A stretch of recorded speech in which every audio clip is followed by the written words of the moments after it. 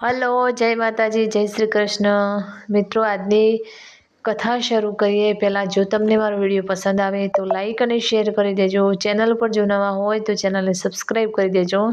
તો ચલો શરૂ કરીએ આજની રામકથા.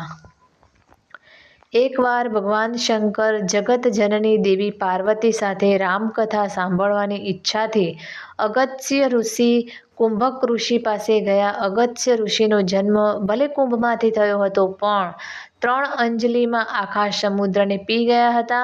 અગસ્ત્ય ઋષિ શિવ અને દેવી ભવાનીને જોઈ આનંદિત થઈ ગયા.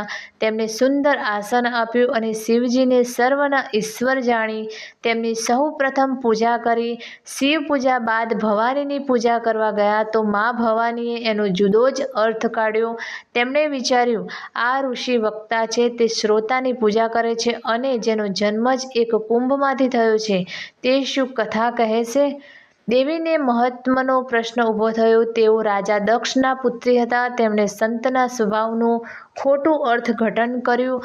અગસ્ત્ય પણ વિચારવા લાગ્યા કે મહાદેવ પણ જો મારી કથા સાંભળે તો મારું વક્તવ્ય સફળ થઈ જાય. એમ વિચારીને એક ગાદી પર બેસી તેઓ કથા કહેવા લાગ્યા.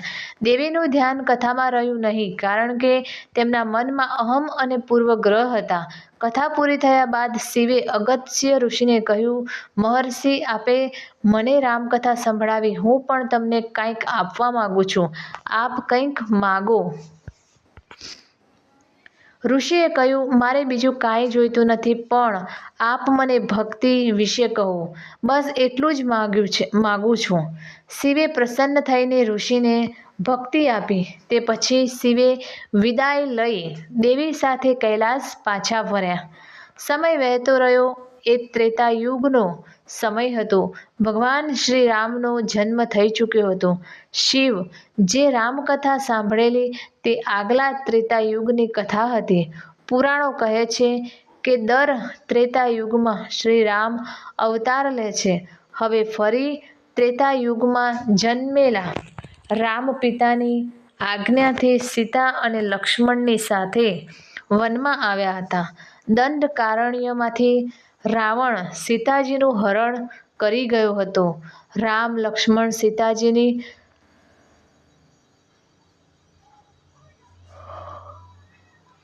શોધમાં વનમાં ફરી રહ્યા હતા. એ સમયે શિવજીને રામના દર્શન કરવાની ઈચ્છા થઈ. તેમને ખબર હતી કે નારાયણે પૃથ્વી પર રામ તરીકે અવતાર લીધો છે. તેમને વિચાર આવ્યો કે હું આ જ સ્વરૂપે તેમના દર્શન કરવા જઈશ તો તે બધા જાણી જશે અને તેમની લીલામાં બાધા આવશે.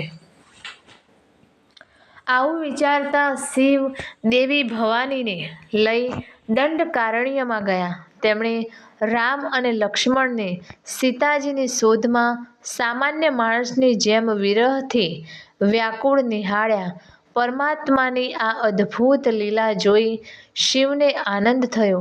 આ યોગ્ય સમય નથી એમ માનીને રામ સાથે પરિચય ન કર્યો, પણ શિવે બંને રાજકુમારોને સચ્ચિદાનંદ પરમધામા બ્રહ્મ સ્વરૂપ કહી પ્રણામ કર્યા.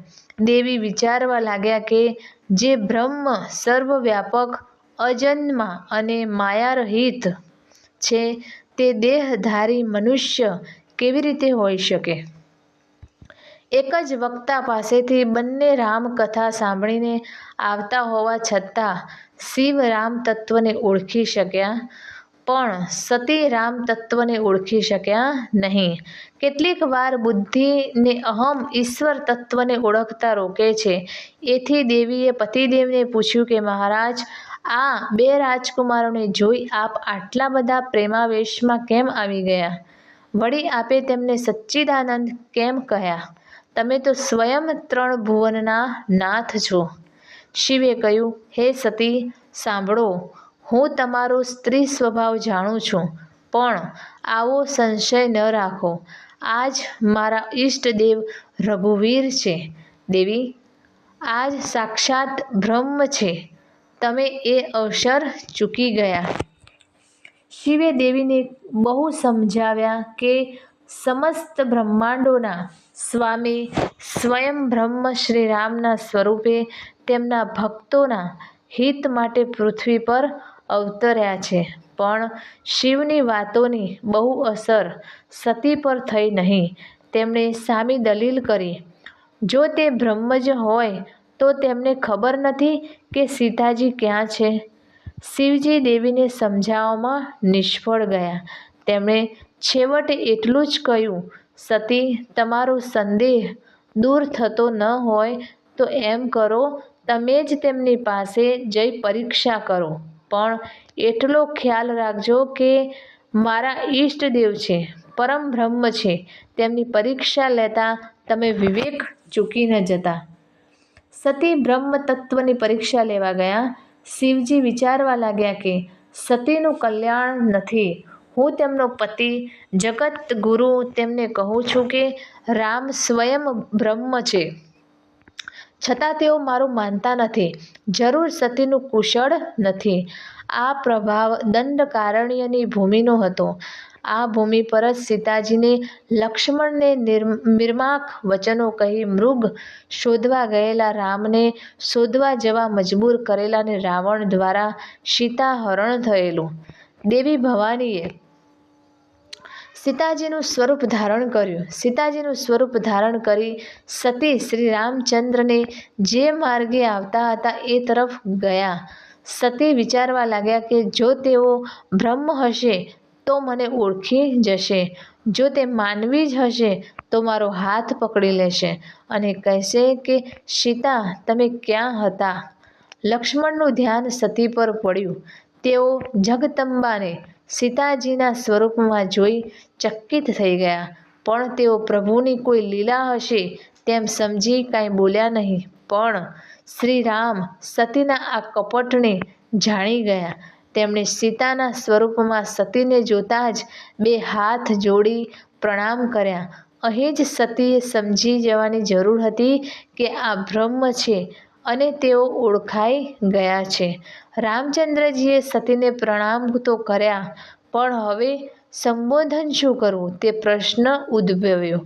સતી સીતાજીના સ્વરૂપમાં છે અને તેમને માતાજી પધારો તેમ કહે તો તેમના ગૃહસ્થ જીવનમાં બાધા આવે.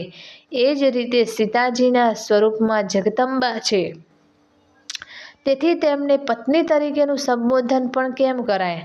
થોડુંક વિચાર્યા બાદ બે હાથ જોડી રામ બોલ્યા, મારા પિતા શિવ ક્યાં છે? તમે એકલા વનમાં કેમ ફરો છો? સતીની બનાવટ પકડાઈ ગઈ. સતી ત્યાંથી ભાગ્યા. રામને પણ થયું કે મારે સતીનો સંશય ધડ મૂળમાંથી દૂર કરવો જોઈએ. સતી હવે તેમના મૂળ સ્વરૂપમાં દોડતા હતા. હવે તેમણે રામ સામે જોયું તો રામ, લક્ષ્મણ, સીતાજી આવતા દેખાયા. પાછળ જોયું તો પણ એ જ દ્રશ્ય દેખાયું. ઈશ્વરે પોતાની સર્વવ્યાપકતા દર્શાવી. જાણે કે તેઓ કહી રહ્યા હતા, સતી, ભૂલ ન કરો, હું જ સર્વવ્યાપક બ્રહ્મ છું. સતી હવે ભયભીત હતા. તેમનું હૃદય કંપી રહ્યું હતું. રસ્તામાં જ બેસી ગયા. તેઓ વિચારવા લાગ્યા, હવે મારા પતિદેવ મને પૂછશે તો હું શું જવાબ આપીશ? ખરી વાત એ હતી કે અહંકાર અને બુદ્ધિએ સતીના જીવનમાં મુશ્કેલી ઊભી કરી. સતી શિવ પાસે આવ્યા ત્યારે પતિદેવે તેમને પૂછ્યું કે કુશળ તો છો ને? સતીને સંશયથી બીમારી હતી. તેથી શિવજીએ ફરી પૂછ્યું, સતી, તમે શ્રી રામની પરીક્ષા કેવી રીતે લીધી એ તો કહો. સતી ખોટું બોલ્યા, મેં કોઈ પરીક્ષા લીધી નથી. મેં તો માત્ર પ્રણામ જ કર્યા. શિવ અંતર્યામી હતા. તેમણે ધ્યાન ધરી જાણી લીધું કે સતી ખોટું બોલે છે. રામની પરીક્ષા લેવા તેમણે સીતાજીનું રૂપ લીધું હતું એ વાત પણ તેમણે જાણી લીધી. શિવજીને આ ગમ્યું નહીં. તેઓ વિચારવા લાગ્યા કે ભગવાન શ્રી રામ મારા ઈષ્ટદેવ છે. સીતાજી મારા માટે માતા સમાન છે. મારી પત્નીએ મારી માતાનું સ્વરૂપ લીધું હતું, તેથી તેની સાથે સંસારનો સંબંધ કેમ રખાય? શિવજીએ મનમાં સંકલ્પ કર્યો કે સતી દક્ષના પુત્રી છે. તેમણે સીતાજીનું સ્વરૂપ ધારણ કર્યું હતું. તેથી જ્યાં સુધી તેમનું આ શરીર હશે ત્યાં સુધી સંસારના સંબંધ રાખી શકાશે નહીં. તેથી આ સતી આજથી મારી માતા છે. એ સમયે આકાશમાંથી દેવોએ આકાશવાણી કરી, ધન્ય છે શિવજીને જેમણે ભક્તિ માટે આટલી મોટી પ્રતિજ્ઞા કરી. આકાશવાણી સાંભળતા જ સતીને શંકા પડી. તેમણે પૂછ્યું, પ્રભુ, આપે શી પ્રતિજ્ઞા કરી? શિવજીએ વિચાર્યું કે જો હું એમ કહીશ કે મેં તારો ત્યાગ કર્યો છે તો સતીને દુઃખ થશે. તેથી વિષયાંતરે કરીને તેઓ જુદી જુદી કથાઓ સંભળાવતા તેમને કૈલાસ લઈ ગયા. કૈલાસ જઈને પોતાનો સંકલ્પ પાર પાડવા એક વટવૃક્ષની નીચે ધ્યાનમાં બેસી ગયા. શિવજીના વર્તનથી સતી જાણી ગયા કે શિવજીએ મારો ત્યાગ કર્યો છે, પણ તેઓ દયાળુ હોય મારો અપરાધ કહેતા નથી. ઘણા વર્ષો પછી શિવજીએ સમાધિ ખોલી. સતી પ્રણામ કરીને ઊભા રહ્યા, પરંતુ ભગવાને સતીને સામે બેસવા માટે આસન આપ્યું. બાજુમાં બેસવાનો અધિકાર સતીએ ગુમાવી દીધો હતો. એ વખતે એ ઘટના ઘટી. આકાશમાં વિમાનો ઉડતા દેખાયા. સતીએ શિવને પૂછ્યું, આટલા બધા દેવતાઓ ક્યાં જઈ રહ્યા છે? વારંવાર પૂછતા છેવટે શંકર ભગવાને કહ્યું, સતી, તમારા પિતા દક્ષ રાજે બ્રહ્માજીને પ્રજાપતિ નાયક બનાવ્યા છે અને એક મોટા યજ્ઞનું આયોજન કર્યું છે. આ બધા દેવતાઓ ત્યાં જઈ રહ્યા છે. મારી સાથે તમારા પિતાને કોઈ મન દુઃખ હોવાથી મારું અપમાન કરવા મને નિમંત્રણ નથી, તમને પણ નથી. દેવી, જ્યાં નિમંત્રણ ન હોય ત્યાં જવું ન જોઈએ. તમારું પણ ત્યાં જવું કલ્યાણકારી નહીં હોય. સતી માન્યા નહીં. તેમણે હઠ કરી. તેમણે વિચાર્યું કે મારા પતિએ ભલે મારો ત્યાગ કર્યો હોય, પણ યજ્ઞના બહાને હું મારા માતા પિતાને મળું તો મારું દુઃખ ઓછું થાય. આ તરફ દક્ષ રાજાએ બધાને કડક સૂચના આપી હતી કે મેં શંકરને આમંત્રણ આપ્યું નથી, તેથી તેઓ આવશે નહીં. પરંતુ મારી પુત્રી આવે તો તેનું પણ સન્માન કરવાનું નથી. કોઈ મારી પુત્રીનો આદર કરશે તો તેનો હું શિરચ્છેદ કરી નાખીશ. સતી પિતાના ઘરે પહોંચ્યા. તેમને જોઈ બધાએ મોં ફેરવી લીધું. બહેનો પણ સતીનો વ્યંગ કરવા લાગી. એકમાત્ર તેમની માતાએ પ્રેમથી પુત્રીને આશ્વાસન આપ્યું. દક્ષ રાજા તો અભિમાનથી બેઠા હતા. ઋષિ મુનિઓ યજ્ઞમાં આહુતિ આપતા હતા. સતીએ જોયું તો યજ્ઞશાળામાં પતિ માટે કોઈ સ્થાન કે કોઈ ભાગ નહોતો. શિવ ભાગ કાઢ્યા વિના વૈદિક નિયમ મુજબ કોઈ યજ્ઞ થઈ શકે નહીં. પરંતુ ઋષિઓ પણ કાંઈ બોલ્યા નહીં. શંકર ભગવાનનું આટલું મોટું અપમાન જોઈ સતીને ક્રોધ થયો. તેઓ બોલ્યા, જે લોકોએ શિવની નિંદા કરી છે અને સાંભળી છે તેનું ફળ તેમને તરત જ મળશે. મારા માતા પિતાને પણ પશ્ચાતાપ થશે. મારા પિતા જગતપતિ એવા શિવજીની નિંદા કરે છે, તેથી દક્ષની પુત્રી તરીકે હું મારો દેહ ટકાવી રાખવા માંગતી નથી. હું ચંદ્રમૌલેશ્વર ભગવાન શંકરને મારા હૃદયમાં ધરીને આ શરીરનો ત્યાગ કરું છું. એટલું કહી સતીએ પોતાના જમણા પગના અંગૂઠામાં યોગની અગ્નિ પ્રગટ કરીને પોતાનો દેહ એ અગ્નિમાં ભસ્મીભૂત કરી દીધો. યજ્ઞ મંડપમાં હાહાકાર મચી ગયો. શિવના ગણોએ યજ્ઞને તોડવા માંડ્યો. યજ્ઞનો નાશ થતો જોઈ મુનીશ્વર ભૃગુએ તેની રક્ષા કરી, પરંતુ સતીના અગ્નિ સ્નાનની ખબર પડતા ભગવાન શંકરને ક્રોધ ચઢ્યો. તેમણે પોતાના મુખ્ય ગણ વીરભદ્રને યજ્ઞભૂમિ પર મોકલ્યો અને તેણે યજ્ઞનો નાશ કર્યો. દક્ષની દુર્ગતિ થઈ.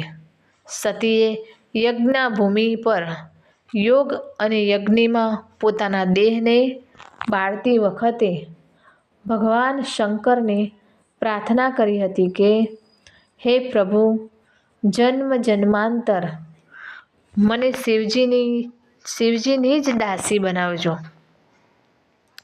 દક્ષના પુત્રી તરીકે તેમની બુદ્ધિમત્તાના પ્રતીક રૂપ જે ચંચળ શ્રદ્ધા હતી તે બળી ગઈ. તે સાથે તેમનો અહમ પણ બળી ગયો. આ ઘટનાના કેટલાક સમય બાદ પર્વતરાજ હિમાલયના પુત્રી તરીકે મેનાની કુંખે એક કન્યા અવતરી. તેનું નામ ઉમા. ઉમા એ જ પાર્વતી. સતીએ પર્વતરાજ હિમાલયના પુત્રી તરીકે ફરી જન્મ લીધો. પાર્વતી મોટી થવા લાગી. એકવાર નારદજીએ પર્વતરાજ હિમાલયને કહ્યું, તમારી દીકરી સર્વગુણ સંપન્ન છે. તે તેના પતિને સદા પ્રિય રહેશે. સમગ્ર જગત તેને પૂજશે. સંસારની સ્ત્રીઓ તેનું નામ લઈ પતિવ્રતા ધર્મનું પાલન કરશે. પરંતુ તેના હાથની રેખાઓ જ એવી છે કે તેનો પતિ માતા પિતા રહિત હશે, અમંગળ વેશવાળો હશે, નગ્ન, માનહીન અને ઉદાસીન હશે. નારદજીનો ઈશારો ભગવાન શંકર તરફ હતો. નારદજીએ પાર્વતીને તપ કરવા કહ્યું. ઉમા અર્થાત પાર્વતીના પિતાને પણ કહ્યું, મહાદેવની આરાધના કઠિન છે, પણ તે નાની ઉંમર છતાં પણ તપ કરશે તો તેને ભગવાન શંકર જરૂર પ્રાપ્ત થશે. પાર્વતી નાની વયમાં જ શિવજીને હૃદયમાં ધરી તપ કરવા લાગ્યા. સર્વ ભોગોનો ત્યાગ કર્યા.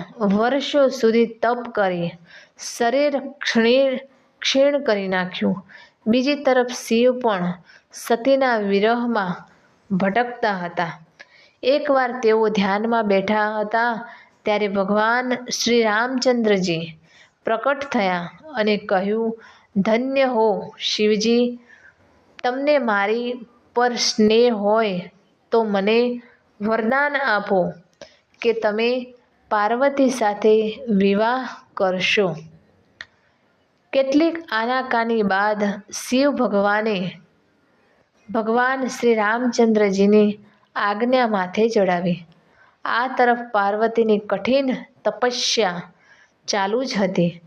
કેટલાક ઋષિઓ પાર્વતી પાસે ગયા અને આવી કઠિન તપસ્યાનું કારણ પૂછ્યું. પાર્વતીએ કહ્યું, હું તો શિવજીને પતિ તરીકે પામવા આ તપ કરું છું. ઋષિઓએ કહ્યું, તમે જેને પતિ તરીકે પામવા માગો છો તે તો ભીખ માંગીને ખાય છે, સ્મશાનમાં પડી રહે છે. નારદજીએ તમને ખોટી સલાહ આપી છે. અમે તમારા માટે વૈકુંઠમાં સરસ વર શોધી કાઢ્યો છે. પાર્વતીએ કહ્યું, તમે જાઓ અહીંથી. આ જન્મ તો ઠીક, પણ બીજા કરોડો જન્મ ધારણ કરીશ, પણ પરણીશ તો ભગવાન શંકરને જ. હિમાલયની પુત્રીનો આ ઉત્તર સાંભળી સપ્ત ઋષિઓને આનંદ થયો. તે પછી સપ્ત ઋષિઓ શિવજી પાસે ગયા. તેમણે પાર્વતીના તેમના માટેના પ્રેમ અને તપસ્યાની વાત કહી. એ સાંભળતા સાંભળતા જ શિવને સમાધિ લાગી ગઈ. બીજી તરફ તારકાસુરના ત્રાસથી મુક્ત થવા દેવતાઓ બ્રહ્માજી પાસે ગયા. બ્રહ્માજીએ કહ્યું, તારકાસુરનું મૃત્યુ શિવજીના પુત્રના હાથે થશે. તેમને પરણાવો. આ વાત સાંભળીને દેવતાઓ પણ કામે લાગી ગયા. શિવજીની સમાધિ તોડવા તેમણે કામદેવને કામે લગાડ્યો, પણ સમાધિને વિચલિત કરવાનો પ્રયાસ કરનાર કામદેવને તેમણે ત્રીજું નેત્ર ખોલી ભસ્મીભૂત કરી દીધો. ફરી બધા દેવો શિવજી પાસે ગયા. બ્રહ્માજી પણ સાથે ગયા. તેમણે પણ શિવજીને વિવાહ કરી લેવા અનુરોધ કર્યો. શિવજીને રામચંદ્ર ભગવાને કરેલી આજ્ઞા યાદ આવી ગઈ. તેમણે કહ્યું, ભલે તેમ જ થાઓ. બ્રહ્માજીએ સપ્ત ઋષિઓને હિમાલયના ઘરે બોલાવ્યા. તેમણે પાર્વતીના દિવ્ય પ્રેમની કસોટી કરી. વિવાહનું નક્કી થયું. શિવજીની જાન આવી. શિવજીએ તેમાં ભૂત પ્રેતને પણ સામેલ કર્યા. કોઈ પશુના રૂપમાં તો કોઈ રક્ત પીતા. શિવજીનો ભયાનક વેશ જોઈ પાર્વતીના માતા મેના પણ ભયભીત થઈ ગયા અને રડવા લાગ્યા. પરંતુ નારદજીએ તેમને સાંત્વના આપી. દેવી મેના, તમે શાંત થાઓ. તમે જાણતા નથી કે શિવ કોણ છે. દેવી, આંખો ખોલો. આ તમારી પુત્રી આજે શિવને પરણે છે. એવું નથી, ગયા જન્મમાં પણ દક્ષની પુત્રી તરીકે પણ એ શિવને જ પરણી હતી. નારદજીએ પાર્વતીના પૂર્વજન્મની કથા કહી. નારદજીના વચનો સાંભળી ક્ષણભરમાં જ સૌનો શોક દૂર થઈ ગયો. થોડી જ વારમાં વાતાવરણમાં મંગલમય બની ગયું. બધાને શિવ પ્રત્યે આદર પ્રગટ્યો. ધામધૂમ સાથે શિવજી લગ્ન મંડપમાં પધાર્યા. બ્રાહ્મણોને મસ્તક નમાવી પોતાના ઈષ્ટદેવ રામચંદ્રજીનું સ્મરણ કરી શિવજી બ્રહ્માના બનાવેલા દિવ્ય સિંહાસન પર બિરાજમાન થયા. દેવી પાર્વતીનું રૂપ જોઈ દેવતાઓ પણ ચકિત થઈ ગયા. હિમાલય અને મેનાએ કન્યાદાન કર્યું. વેદ મંત્રોના ઉચ્ચારણ સાથે પિતાએ તેમની પ્રિય પુત્રીનો હાથ શિવજીના હાથમાં આપ્યો. ભગવાન શંકરે પાણી ગ્રહણ કર્યું. લગ્ન વિધિ બાદ માતા પિતાએ સજળ નેત્રોએ પુત્રીને વળાવી. ભગવાન શંકર પાર્વતીજીને લઈને કૈલાસ પહોંચ્યા. કેટલાક દિવસો બાદ શિવજી ફરી એકવાર એક વડલાના વૃક્ષ નીચે વ્યાઘ્રચર્મ પાથરી પ્રસન્ન મુદ્રામાં બેઠા હતા. પતિને પ્રસન્ન જોઈ યોગ્ય અવસર જાણી પાર્વતીજી ભગવાન શિવ પાસે ગયા. ભગવાન શિવે હવે તેમને તેમની બાજુમાં જ ડાબી બાજુએ આસન આપ્યું. ધીમેથી પતિને પાર્વતીજીએ પૂછ્યું, આપની અનુમતિ હોય તો એક પ્રશ્ન પૂછવાનું મન થાય છે. શિવજીએ કહ્યું, પૂછો. પાર્વતીજીએ કહ્યું, પ્રભુ, કલ્પવૃક્ષની નીચે રહેનારને કદી દારિદ્ર્ય હોય, મારા મનમાં રહેલા સંશયનું સમાધાન ન થાય, એના જેવું દુર્ભાગ્ય કેવું? મારા મનમાં એક પ્રશ્ન ઉદ્ભવ્યો છે. ગયા જન્મમાં પણ મેં આ જ પ્રશ્ન પરીક્ષા વૃત્તિથી પૂછ્યો હતો. મારી બુદ્ધિના ઘમંડનો હવે નાશ પામ્યો છે. હવે હું માત્ર જિજ્ઞાસા વૃત્તિથી પૂછું છું. પ્રભુ, આખા એક જન્મનો ફેરો લઈ હું ફરી આપના ચરણની દાસી થઈને બેઠી છું. મારો પ્રશ્ન એ છે કે રામ કોણ છે? રામ જ બ્રહ્મ છે કે અન્ય કોઈ? જો એ રાજપુત્ર હોય તો બ્રહ્મ કેવી રીતે? અને જો તે બ્રહ્મ હોય તો એક સ્ત્રીના વિરહથી તેમની બુદ્ધિ વ્યાકુળ કેમ થઈ જાય? પ્રથમ તો મને નિર્ગુણ બ્રહ્મ સગુણ શરીર શા માટે ધારણ કરે છે તે સમજાવો. બ્રહ્મને નર બનવાની જરૂર શી? અને તેઓ જો લીલા કરતા હતા તો આવી લીલા કરવાનું પ્રયોજન શું? હે પ્રભુ રામજી, મનુષ્ય સ્વરૂપે જન્મીને આવ્યા તેના કારણો મને કહો. તેમના બચપણની વાત મને કહો. તેમને વનમાં જવું પડ્યું તેની વાત કહો. ભરતજીના પ્રેમની વાત મને કહો. સીતાજીના આ અપહરણની વાત મને કહો. સીતાજીના વિરહથી રામજી રડતા હતા એ વાત કહો. લંકા વિજય પછી રામ અને સીતા અયોધ્યા પાછા પધાર્યા તે વાત પણ મને કહો. પાર્વતીજીને આવા કપટ રહિત અને માત્ર જિજ્ઞાસા વૃત્તિથી પૂછાયેલા પ્રશ્નો સાંભળી ભગવાન શંકરે સ્મિત આપ્યું. તેમણે કહ્યું, દેવી, તમે તો પ્રશ્નોમાં જ મને રામ કથા સંભળાવી દીધી. તમારા પ્રશ્નોમાં હવે પરીક્ષા વૃત્તિ નથી. દેવી પાર્વતીની નિખાલસ જિજ્ઞાસા વૃત્તિ જાણ્યા બાદ રાજી થયેલા ભગવાન શંકરે 2 ક્ષણ માટે નેત્રો બંધ કરી દીધા. તેઓ ધ્યાનસ્થ થઈ ગયા. તેમના હૃદય કમળમાં શ્રીરામ પ્રગટ થયા. એથી અતિ આનંદિત થઈ ભગવાન શંકરે દેવી પાર્વતીને શ્રી રામચંદ્રજીનું ચરિત્ર વર્ણવવા માંડ્યું. દેવી પાર્વતીને તેમણે કહ્યું, તમે પણ રઘુવીરના ચરણોમાં પ્રેમ રાખવાવાળા છો. જગતના કલ્યાણ માટે જ તમે આ પ્રશ્નો પૂછ્યા છે. એ મને બહુ જ ગમ્યું. દેવી, રામ એ તો પરમ પ્રકાશ રૂપ છે. મોહના અંધકારને ત્યાં કોઈ સ્થાન નથી. જેની અંદર કાંઈ ઉમેરી ન શકાય અને જેમાંથી કશું ન થઈ શકે એ તત્વ રામ છે. ભવાની, જેણે જાણ્યા વગર કશું જ જાણ્યું નથી તેવા મારા ઈષ્ટદેવ પરમ બ્રહ્મ રામ છે. રામ એટલે પગ વગર ચાલી શકે, નેત્ર વગર જોઈ શકે, હાથ વગર કાર્ય કરી શકે, જીભ વગર બોલી શકે, મુખ વગર સ્વાદ લઈ શકે. આવા અલૌકિક કાર્યો જેણે કર્યા છે અને વેદો પણ જેનો પાર પામી શકતા નથી એવા મારા ઈષ્ટદેવ ભગવાન શ્રી રામ બનીને આવ્યા છે. હવે સંદેહ વિના સાંભળો. દેવી ભવાની અર્થાત પાર્વતીજીના એક પ્રશ્નમાંથી જ પાવનકારી રામકથાનો પ્રારંભ થયો. રામચરિતમાનસમાં શ્રી રામચંદ્રજીના પ્રાગટ્યના 5 કારણો બતાવવામાં આવ્યા છે. તેમાંનું પ્રથમ કારણ છે ભગવાન શ્રી વિષ્ણુના 2 દ્વારપાલ જય અને વિજય. એકવાર ઋષિઓ ભગવાન શ્રી વિષ્ણુને મળવા આવ્યા. આ બંને દ્વારપાળોએ અહંકારને વશ થઈ તેમને રોક્યા. ઋષિમુનિઓએ ક્રોધિત થઈ તેમને શ્રાપ આપ્યો, તમે અમને હરિદર્શન કરતા રોકો છો. જાઓ, પૃથ્વી પર પડો. એટલામાં ભગવાન શ્રી વિષ્ણુ આવી પહોંચ્યા. તેમણે આ વાત જાણી એટલે તરત જ ઋષિમુનિઓને વિનંતી કરી, મારા દ્વારપાળોએ ભૂલ તો કરી જ છે, પણ આપ તો સંત મહાત્માઓ છો. આપે દયા કરવી જોઈએ. ઋષિઓ શાંત પડ્યા અને બોલ્યા, જો તેઓ પૃથ્વી પર જઈ ભગવાન સાથે વેર બાંધશે તો 3 જન્મ પછી નારાયણને એટલે કે આપને પામશે. આ બંને દ્વારપાળો પહેલા જન્મમાં હિરણ્યાક્ષ અને હિરણ્યકશ્યપ તરીકે પૃથ્વી પર જન્મ્યા. જેમાં ભગવાન શ્રી વિષ્ણુએ પહેલા જન્મમાં વરાહ રૂપે અને બીજા જન્મમાં નરસિંહ રૂપે જન્મી તેમનો ઉદ્ધાર કર્યો. ત્રેતાયુગમાં બંને દ્વારપાળો રાવણ અને કુંભકર્ણ તરીકે પૃથ્વી પર જન્મ્યા. ભગવાન સાથે વેર બાંધ્યો અને ભગવાને શ્રી રામ રૂપે જન્મ લઈ તેમનો ઉદ્ધાર કર્યો. દ્વાપર યુગમાં બંને દ્વારપાળો અગ્રાવત અને શિશુપાળ રૂપે જન્મ્યા અને ભગવાને શ્રી કૃષ્ણ તરીકે જન્મ લઈ તેમનો ઉદ્ધાર કર્યો.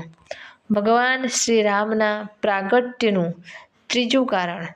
એકવાર નારદજીએ ભગવાનને આપેલો એક શાપ હતો, પણ તેની કથા અલગ અને વિસ્તૃત છે. નારદજીને સમાધિમાં બેઠેલા જોઈ એકવાર કામદેવ તેમને વિચલિત કરવા આવ્યો હતો, પરંતુ નારદજીએ શિવની જેમ તેની પર ક્રોધ કરી તેને બાળી નાખવાના બદલે માફ કરી દીધો હતો. આ ઘટના બાદ નારદજીને કામ અને ક્રોધ પર પોતે વિજય મેળવી લીધો છે અને આ બાબતમાં પોતે શિવજીથી પણ આગળ નીકળી ગયા છે. તેઓ અહંકાર આવી ગયો હતો. ભગવાન શ્રી વિષ્ણુને નારદજીનો આ અહંકાર ગમ્યો નહોતો. નારદજીનું પતન રોકવા ભગવાને એક માયા રચી હતી. ભગવાને નારદજીને વિશ્વમોહિની નામની એક અતિ સુંદર રાજકુમારીના રૂપથી મોહિત કરી દીધા હતા. સ્વયંવરમાં પોતે ભગવાન જેવા જ રૂપાળા લાગે એવું વરદાન લઈ નારદજી સ્વયંવરમાં ગયા હતા. અલબત્ત ભગવાને એટલું જ વરદાન આપ્યું હતું કે જે પ્રકારે તમારું પરમ હિત થશે તેવું જ થશે. સ્વયંવરમાં ગયેલા નારદજીને ભગવાને રૂપાળા બનાવવાના બદલે કાળા ચહેરાવાળા વાનર જેવા મુખવાળા બનાવી દીધા. વિશ્વમોહિનીએ તેમની સમક્ષ જોયું જ નહીં અને બીજાઓ હસવા લાગ્યા. ત્યારે નારદજી વિચારમાં પડી ગયા.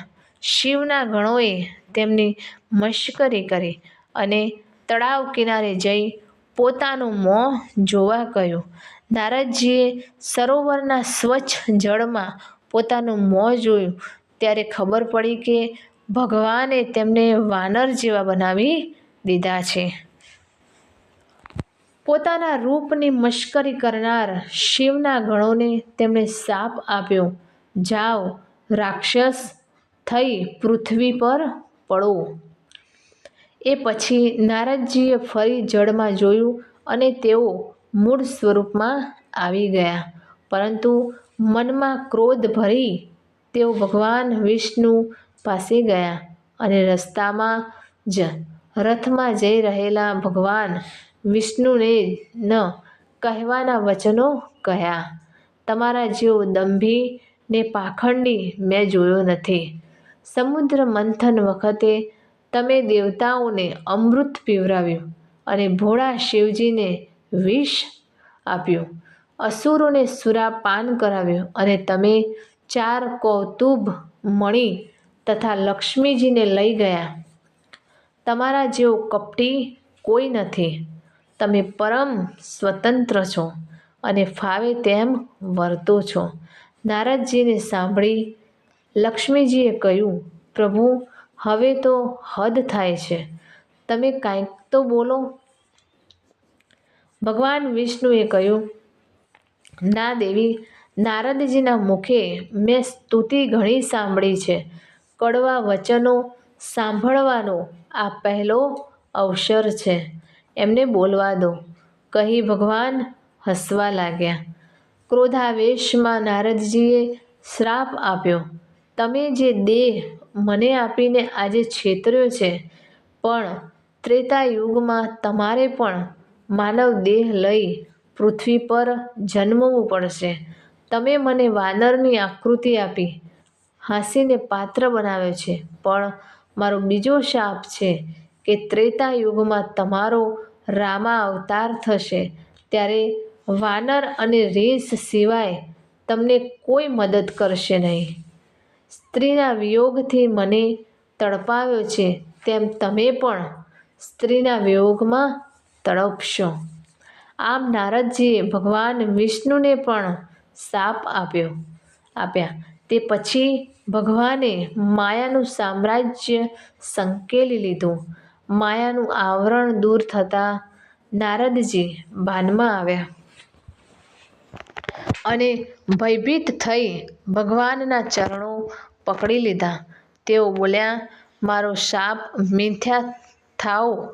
મેં તમને બહુ જ કડવા વચનો કહ્યા છે. મારું આ પાપ કેવી રીતે ટળશે? ભગવાન વિષ્ણુએ વિવળ થયેલા નારદજીને કહ્યું, હે નારદ, શાંતિ ધારણ કરો. શિવ નામનો જપ કરો તો તમારા હૃદયને જરૂર શાંતિ થશે.